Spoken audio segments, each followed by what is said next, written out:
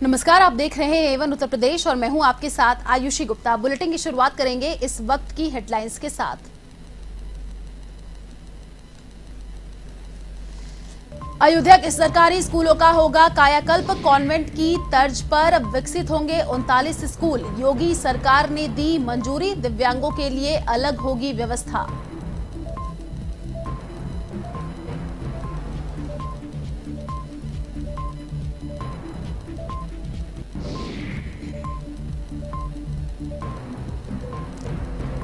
उप मुख्यमंत्री ब्रजेश पाठक ने किया औचक निरीक्षण। बछरावा के सीएससी सेंटर पर साफ सफाई और डॉक्टर नहीं होने पर पाठक ने लगाई सीएमओ को फटकार। इलाके के स्वास्थ्य विभाग में मचा हड़कंप।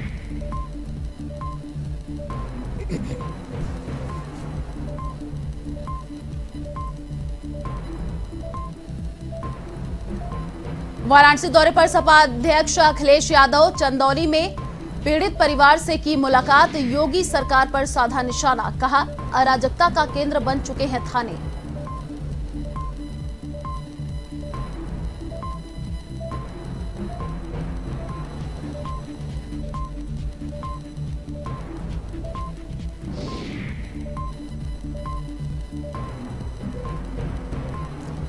लखीमपुर खीरी कांड मामला। इलाहाबाद हाईकोर्ट ने 4 आरोपियों की जमानत याचिका की खारिज। आशीष मिश्रा की जमानत पर 25 मई को दोबारा होगी सुनवाई।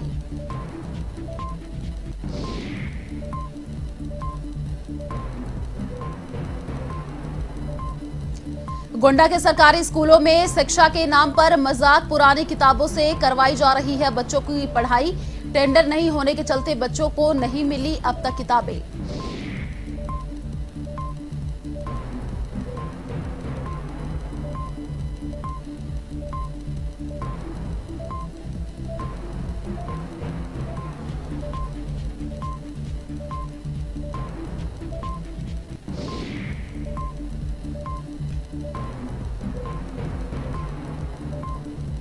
और अब खबरें विस्तार से। उत्तर प्रदेश के मुख्यमंत्री योगी आदित्यनाथ के स्कूल निरीक्षण के बाद अब अयोध्या जिले के 49 सरकारी स्कूलों का कायाकल्प होने जा रहा है।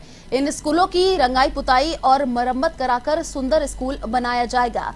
शहर की सीमा के आसपास के 43 ग्राम पंचायतों के अयोध्या नगर निगम में शामिल होने के बाद इन गांवों में स्थापित 49 परिषदीय स्कूलों को चिन्हित किया गया है। अयोध्या विकास प्राधिकरण और बेसिक शिक्षा विभाग संयुक्त रूप से सीमा क्षेत्र में आने वाले स्कूलों को विकसित करने जा रहा है। शासन की ओर से इसके लिए मंजूरी मिल गई है। इन स्कूलों को सुंदर बनाने के लिए 4 करोड़ 76 लाख रुपए खर्च किए जाएंगे। गौरतलब है कि प्राधिकरण सीमा में रहने वाले इन इलाकों में स्थित परिषदीय स्कूलों की दशा भी बहुत खराब है। कायाकल्प योजना के तहत विद्यालयों में छात्र व छात्राओं के साथ दिव्यांगों के लिए अलग अलग शौचालय बनाए जाएंगे। विद्यालयों की ईंट से निर्मित फर्श पर टाइल्स आदि लगाया जाएगा। साथ ही इनकी 4 दीवारी और भव्य गेट का भी निर्माण कराया जाएगा। बच्चों को शुद्ध और शीतल पेयजल उपलब्ध कराने के लिए आरओ मशीन भी लगाई जाएगी। आपको बता दें कि बच्चे के बैठने के लिए नए फर्नीचर भी उपलब्ध कराए जाएंगे।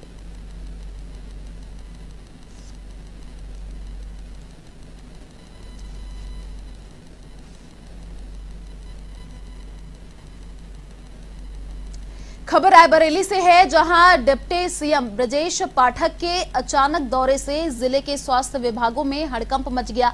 सबसे पहले उन्होंने बछरावा के सीएससी सेंटर का निरीक्षण किया। आपको बता दें कि जिसमें साफ सफाई और डॉक्टर न होने से नाराज ब्रजेश पाठक ने सीएमओ को जमकर फटकार लगाई है। इसके बाद डिप्टी सीएम जिला अस्पताल के बाद अन्य अस्पतालों का भी निरीक्षण करेंगे, जिसको लेकर स्वास्थ्य महकमा अलर्ट मोड पर है।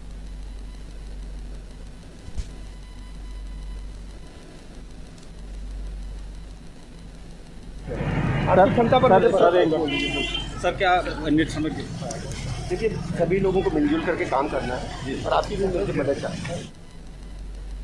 इलाहाबाद हाईकोर्ट के लखनऊ बेंच ने लखीमपुर कांड के 4 आरोपियों लवकुश, अंकित दास, सुमित जायसवाल और शिशुपाल की बेल एप्लीकेशन को खारिज कर दिया है। आपको बता दें कि सोमवार को हुई सुनवाई के दौरान केंद्रीय गृह राज्य मंत्री अजय मिश्रा टेनी के बेटे आशीष मिश्रा को भी हाईकोर्ट ने राहत नहीं दी है। अब आशीष की जमानत याचिका पर 25 मई को दोबारा सुनवाई होगी। आपको बता दें कि लखीमपुर खीरी के तिकुनिया में 3 अक्टूबर को हुए किसान और पत्रकार हत्याकांड मामले में ये आरोपी गिरफ्तार किए गए हैं।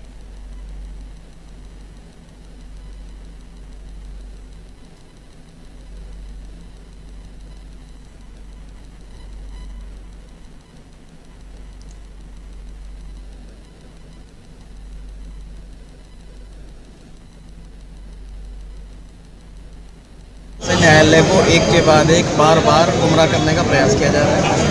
18 अगस्त को जब आदेश आ गए थे उसके बाद में भी इन्होंने इसी चीज़ को लेकर के बार बार आपत्तियां दर्ज कराई थी। ऑब्जेक्शन, एग्जेम्पशन, एडजन, ये 3 चीज़ इनका पूरा अटायर है। इसी के चलते ये हर बार किसी न किसी चीज़ को अवरोध उत्पन्न करने के लिए प्रयास करते हैं। वो इन्होंने किया है।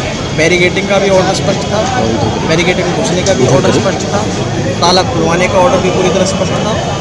फिर भी एडवोकेट कमिश्नर की प्रोसीडिंग को रोकने के लिए इन्होंने हर तरीके का नैतिक अनैतिक प्रयास किया है, हल्ला मचाया है। वहाँ पर 200 की संख्या में, क्योंकि ये शासन प्रशासन का फॉल्ट था कि 200 आदमी की संख्या में उस तथाकथित मस्जिद के ढांचे में 200 से 250 अज्ञात आदमी। सपा मुखिया अखिलेश यादव वाराणसी दौरे पर हैं, जहां पर चंदौली के सैदाराजा थाना अंतर्गत मनराजपुर पीड़ित परिवार से उन्होंने मुलाकात वो करेंगे। बाबतपुर एयरपोर्ट पर मीडिया से रूबरू होते हुए अखिलेश यादव ने बीजेपी पर जमकर निशाना साधा। उन्होंने कहा कि आज थाने अराजकता का केंद्र बन चुके हैं। पुलिस दबिश देने नहीं जाती, उत्तर प्रदेश में दबंगई दिखाने जाती है। सरकार की जांच पर मुझे भरोसा नहीं है।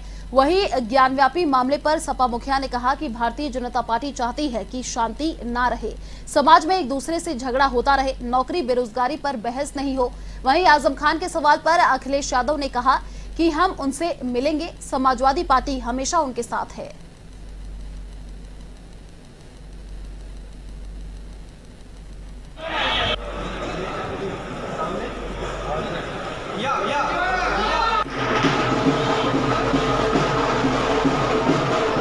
लगातार करती रहेगी, जनता को खुद सामने आना पड़ेगा। महंगाई, बेरोजगारी के लिए आप बताइए आटा क्या कीमत होगा?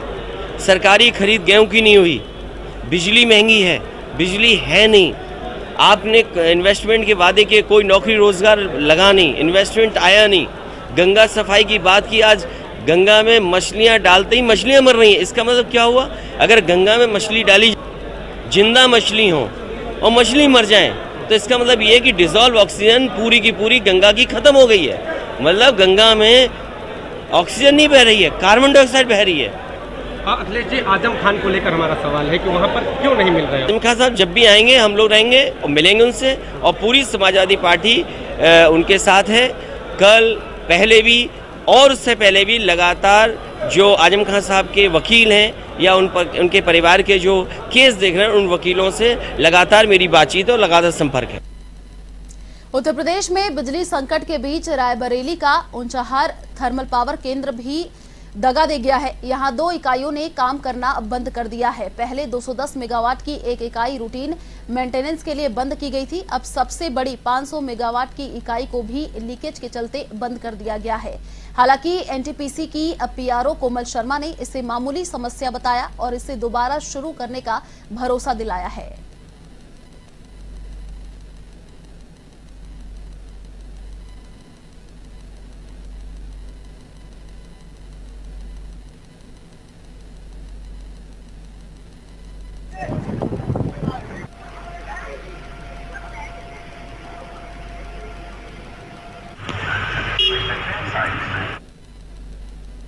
अब बात गोंडा की करेंगे, जहां नए सत्र में छात्रों को आपको बता दें कि पुरानी पुस्तक से पढ़ाया जा रहा है, जिस कारण बच्चों की पढ़ाई प्रभावित हो रही है। देश का भविष्य कहे जाने वाले बच्चों की पढ़ाई पर बड़ा संकट आ रहा है। हर दिन छात्र स्कूल में नई किताबों की टकटकी लगाए बैठे होते हैं, लेकिन उन्हें पुरानी किताबों से ही पढ़ाई करनी पड़ रही है।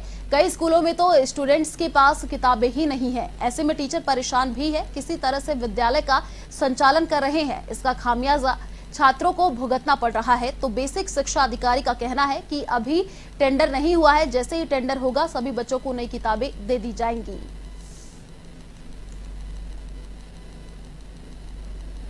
निदेशालय से ही निर्देश आया था कि जो पुरानी पुस्तकें हैं उन्हीं को वापस लेकर नए बच्चों को दे दिया जाए, क्योंकि अभी इसका टेंडर नहीं हुआ था। इसके टेंडर की प्रक्रिया जो है चल रही है। उम्मीद है कि अगस्त तक बच्चों को नई पुस्तकें मिल जाएंगी। लगभग ऐसे कितने छात्र हैं जो पुरानी पुस्तक ही पढ़ रहे हैं? सभी छात्र पुरानी पुस्तकों से ही पढ़ रहे हैं, क्योंकि जितने भी अगली कक्षा के बच्चों के लिए पुस्तकें थी वो जो बच्चे पढ़ के आगे बढ़ गए उन्हीं की पुस्तकें उनको दे दी।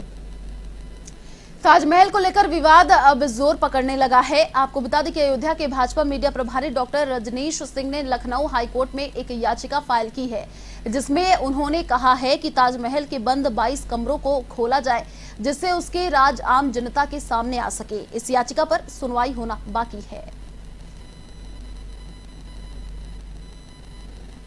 करने का विचार इसलिए है क्योंकि अब देश और हिंदू मुसलमान नहीं झेल सकता है।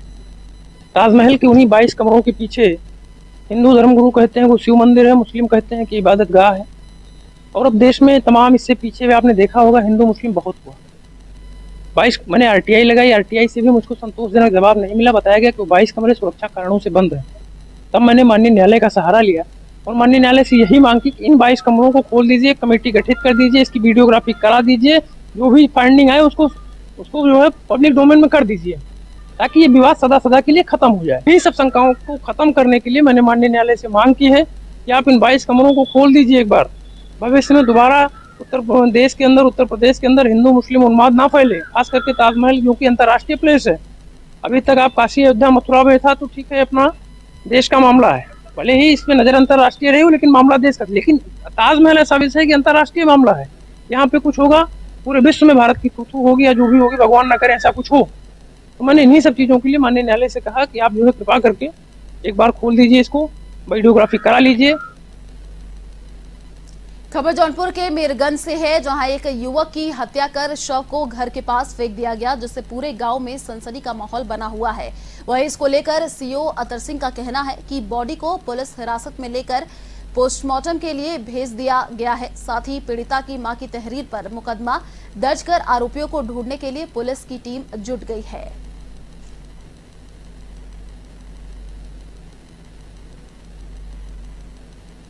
पुत्र स्वर्गीय लाल जी निवासी रामपुर खुर्द मरखापुर थाना मीरगंज जनपद जौनपुर, उम्र करीब 28 वर्ष, अपने घर से निकले थे, जिनका शव आज दिनांक 9/5/22 को प्रातः करीब 6 बजे गांव के निकट मरखापुर मार्केट में एक टीन शेड के नीचे रोड के किनारे मिला है, जिस पर देखने से शरीर पर कोई गहरा चोट नहीं है। मृतक की मां की तहरीर प्राप्त हुई है, जिसके आधार पर अभियोग पंजीकृत कर विधिक कार्रवाई की जा रही है तथा सबको पोस्टमार्टम हेतु सदर जौनपुर रवाना किया गया है। शांति ललितपुर में महिला की हत्या से सनसनी फैल गई और शव कुएं में फेंक दिया गया, जिसके बाद मृतक के मायके पक्ष ने हत्या का आरोप लगाया है और पुलिस ने शव को पोस्टमार्टम के लिए भेज दिया है। वहीं तहरीर पर पति सहित 4 लोगों को गिरफ्तार किया गया है। थाना बानपुर के ग्राम गंचारी की घटना बताई जा रही है।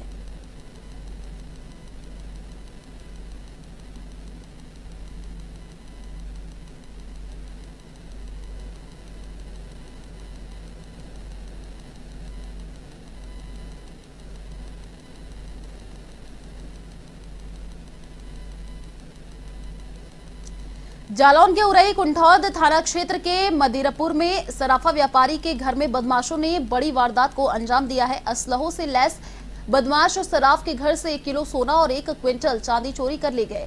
कुंठौद थाना क्षेत्र में हुई इस बड़ी वारदात से पुलिस प्रशासन बुरी तरह से हिल गया है। बदमाशों ने गैस कटर से पहले दरवाजे को काटा और फिर वहां लगे सीसीटीवी कैमरों के पीछे की तरफ से घुमाते हुए घर में प्रवेश किया। इसके बाद वहां पर रखे सोने चांदी के करोड़ों रुपए के आभूषण चोरी कर लिए। वही आवाज सुनकर सराफ की मां और छोटा भाई जाग गया, जिन्हें देख बदमाशों ने उन्हें एक कमरे में बंद कर दिया और इत्मीनान से चोरी करते हुए मौके से भाग गए।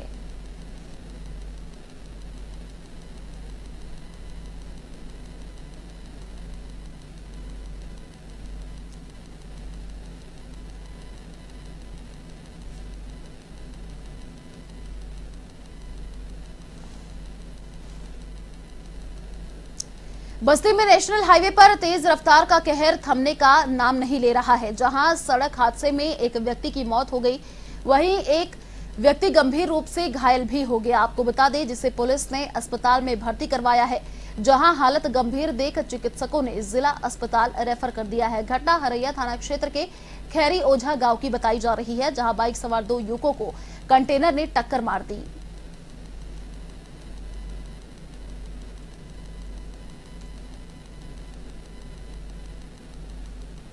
दो व्यक्ति को लाया गया है। एक तो एक समाज सेवी अखिलेश ओझा जी अपनी गाड़ी से लेके आए हैं, जो कि घायल है, जिसका प्राथमिक उपचार करने के बाद उसको जिला अस्पताल के लिए रेफर किया जा रहा है। दूसरा व्यक्ति उसके बाद एम्बुलेंस से आया है, जो कि मृत अवस्था में यहाँ पर लाया गया है। मऊ जनपद के शमशाबाद के पास पूर्वांचल एक्सप्रेसवे पर 2 कारों की जोरदार टक्कर हो गई। हादसे में कार सवार एक व्यक्ति की मौत भी हो गई, वहीं उसकी पत्नी, बेटी और बेटा समेत 9 लोग घायल हो गए, जिन्हें स्थानीय लोगों की मदद से जिला अस्पताल में भर्ती कराया गया है, जहां चिकित्सक ने 7 की हालत गंभीर देखते हुए उन्हें हायर सेंटर रेफर कर दिया है, जबकि मामूली रूप से घायल 2 लोगों को उपचार के बाद छुट्टी दे दी गई है।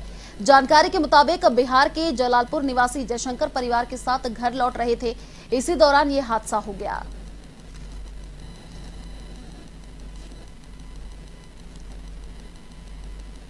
चलिए, फिलहाल इस बुलेटिन में इतना ही। देश और दुनिया की तमाम बड़ी खबरों को देखने के लिए आप देखते रहिए A1 TV। नमस्कार।